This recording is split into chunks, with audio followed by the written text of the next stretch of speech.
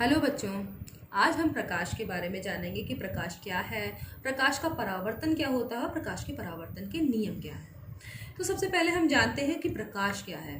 तो प्रकाश बच्चों एक प्रकार की ऊर्जा है, चाहे वो सूर्य से आने वाली प्रकाश ऊर्जा, चाहे बल्ब से आने वाली, या फिर तुम्हारी मोमबत्ती से आने वाली प्रकाश ऊर्जा।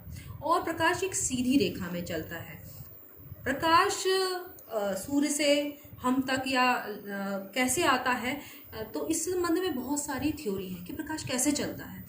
तो इस पे सबसे पहले है न्यूटन की थ्योरी। न्यूटन ने कहा कि प्रकाश कणों के रूप में आगे बढ़ता है, ठीक है। और फिर उसके बाद हाइजेन की थ्योरी आई कि नहीं, प्रकाश कणों के रूप में नहीं आगे बढ़ता, प्रकाश तरंग के रूप में बढ़ता है। तो तरंग क्या होती है? तो तरंग का मतलब है जैसे तुमने कभी पानी में पत्थर डाल के वो तरंगें उत्पन्न की है ना, हलचल, ठीक है, तो वो यांत्रिक तरंगों के रूप में आगे बढ़ता है। अब ये यांत्रिक तरंग क्या होती है? तो तरंगें दो प्रकार की होती है बच्चों, यांत्रिक तरंग और विद्युत चुम्बकीय तरंगें। यांत्रिक तरंगें यानी मैकेनिकल वेव उसको कहते हैं इंग्लिश में। उसमें उसको चलने के लिए माध्यम की आवश्यकता होती है, यानी मीडियम, चाहे वो ठोस हो, चाहे वो द्रव हो, चाहे वो गैस हो। लेकिन जो विद्युत चुम्बकीय तरंगें यानी इलेक्ट्रोमैग्नेटिक वेव्स होती हैं, उनको चलने के लिए किसी मीडियम की आवश्यकता नहीं होती है। तो जो हाइजेन ने थ्योरी दी उसमें उन्होंने कहा कि प्रकाश यांत्रिक तरंगों के रूप में आगे बढ़ता है। लेकिन अगर यांत्रिक तरंगों के रूप में आगे बढ़ता तो सूर्य का प्रकाश हम तक नहीं पहुंच पाता, क्योंकि बीच में वैक्यूम है यानी निर्वात है, वहां पे कोई माध्यम नहीं है।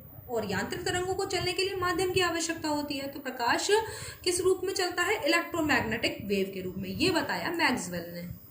तो मैक्सवेल की थ्योरी कहती है कि इलेक्ट्रोमैग्नेटिक वेव के रूप में प्रकाश आगे चलता है, क्योंकि उसके लिए माध्यम की आवश्यकता नहीं होती। उसके बाद एक थ्योरी आई प्लांक की, जिसमें कहा उन्होंने कि जो प्रकाश है वो ऊर्जा के बंडल के रूप में आगे बढ़ता है, और इन बंडल को कहते हैं फोटोन या क्वांटा। तो इस तरह से कई थ्योरी आई कि प्रकाश एक जगह से दूसरी जगह कैसे पहुंचता है। तो अब तुम्हें समझ में आ गया होगा कि क्या क्या थ्योरीज हैं।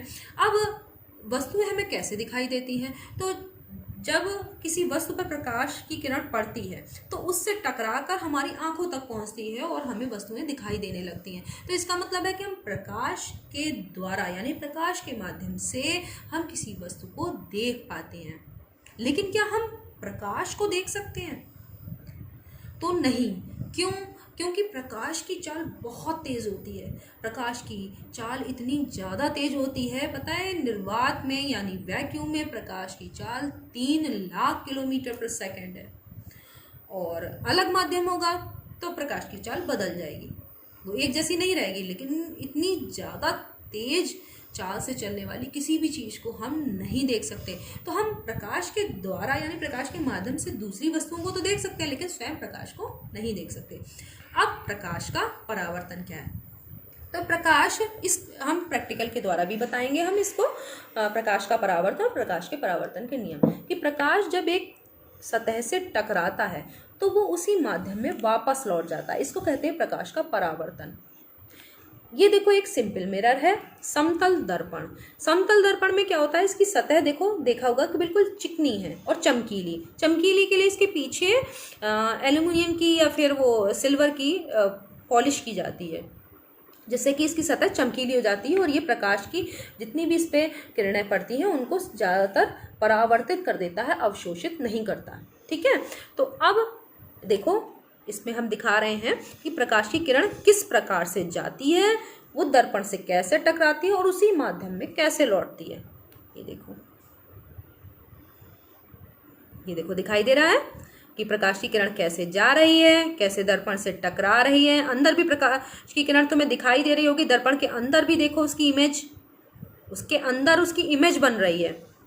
और यहाँ क्या हो रहा है? प्रकाश का परावर्तन, यानी प्रकाश की किरण जब किसी वस्तु से टकराती है तो वो टकराकर उसी माध्यम में वापस लौटती है, इसे कहते हैं प्रकाश का परावर्तन।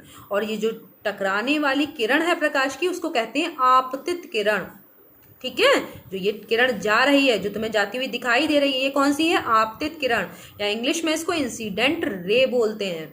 फिर जिस बिंदु पर टकरा रही है, जहां पर कि दर्पण पे जिस बिंदु पर टकरा रही है दर्पण से, वो कहलाता है आपतन बिंदु, ठीक है। और टकराकर जो वापस लौट रही है उसको कहते हैं परावर्तित किरण, यानी रिफ्लेक्टेड रे, ठीक है। और आपतन बिंदु जो है उससे 90 डिग्री के कोण पर एक जो रेखा खींची जाती है उसको कहते हैं अभिलंब या नॉर्मल। तो समझ में आया, ये कौन सी रे है, इंसिडेंट रे यानी आपतित किरण। ये कौन सा बिंदु है, आपतन बिंदु। ये किरण कौन सी है, परावर्तित किरण यानी रिफ्लेक्टेड रे। और ये वाला कौन सा है, अभिलंब या नॉर्मल। ये 90 डिग्री के कोण पर खिंचा हुआ है आपतन बिंदु से। कौन से बिंदु से, आपतन बिंदु से। ये देखो आपतन बिंदु है, इससे खिंचा हुआ। तो अब प्रकाश के परावर्तन को तो तुम समझ गए कि प्रकाश की किरण किसी वस्तु से जब टकराती है तो टकराकर उसी माध्यम में वापस लौटती है, इसको कहते हैं प्रकाश का परावर्तन। अब प्रकाश के परावर्तन के नियम क्या हैं, तो जरा तुम देखो फिर से कि प्रकाश की किरण जिस एंगल पर जा रही है, यानी अभिलंब और आपतित किरण के बीच का कोण 45 डिग्री है, देख रहे होगे। तो ये कौन सा कहलाता है, आपतन कोण। ये देखो 45 डिग्री के कोण पर ही हम इसे भेज रहे हैं और ये 45 डिग्री के कोण पर ही रिफ्लेक्ट हो रही है, यानी परावर्तित हो रही है। तो ये दोनों कोण, आपतन कोण और परावर्तन कोण, तुम्हें बराबर दिखाई दे रहे हैं कि नहीं दिखाई दे रहे हैं। देखो उसी लाइन पे जा रही है, उसी पर वापस। तो ये क्या है, इसका मतलब है कि आपतन कोण और परावर्तन कोण दोनों क्या है, बराबर हैं, यानी एंगल ऑफ रिफ्लेक्शन और इंसिडेंट एंगल दोनों इक्वल हैं, ठीक है। तो ये प्रकाश के परावर्तन का पहला नियम है। दूसरा नियम देखो कि ये जो आपतित किरण है, परावर्तित किरण और अभिलंब तीनों एक ही तल में, ये कागज का एक ही तल है ना, अगर दूसरा कागज रखूं तो वो दूसरा तल होगा।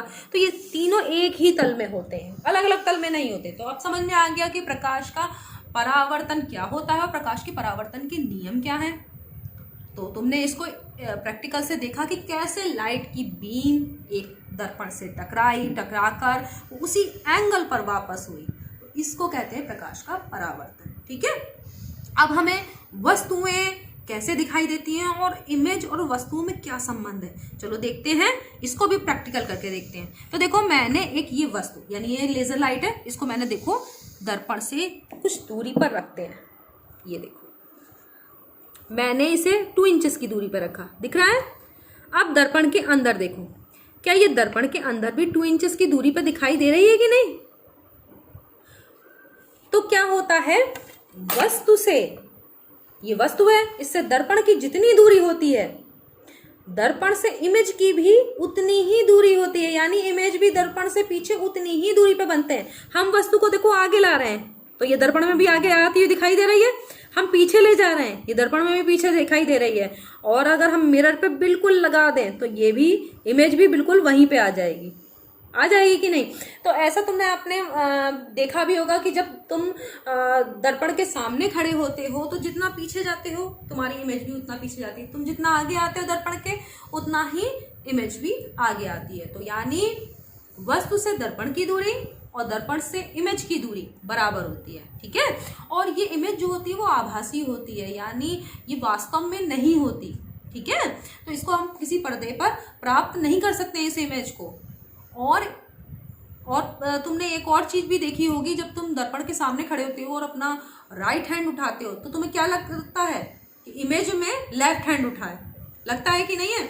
और अगर कुछ लिखा हुआ दर्पण के सामने लाते हो तो क्या होता है, उसके अक्षर उल्टे उल्टे दिखाई देते हैं। इसको कहते हैं पार्श्व परावर्तन यानी लैटरल इन्वर्जन।